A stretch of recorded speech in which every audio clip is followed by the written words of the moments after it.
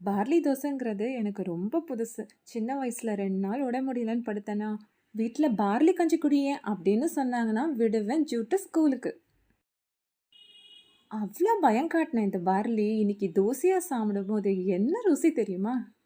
Barley, பாசிப்பருப்பு, உளுத்தம்பருப்பு, வெந்தயம் இது எல்லாத்தையும் ஒரு 6 ஹார்ஸ் ஊற வச்சு நல்லா ஸ்மூத்தா அரைச்சுக்கோங்க. என் வீட்ல இதுக்கு எவ்வளோ பாயிண்ட் தருவீங்கன்னு கேட்க எனக்கு தைரியம் இல்ல. என்ன தோசைக்கெல்லாம் பாயிண்ட்டா? அப்படின்னு கேட்டுருவாங்கன்னு ஒரு பயம்தான். ஆனா உண்மையிலே டேஸ்ட் அருமையா இருந்துச்சு. இட்லி, தோசை 2மே வரும். ஆனா எனக்கு தோசை ரொம்ப பிடிச்சது. ஏன்னா அந்த கிறிஸ்பியா வர்றது அதெல்லாம் ரொம்ப நல்லா இருந்துச்சு.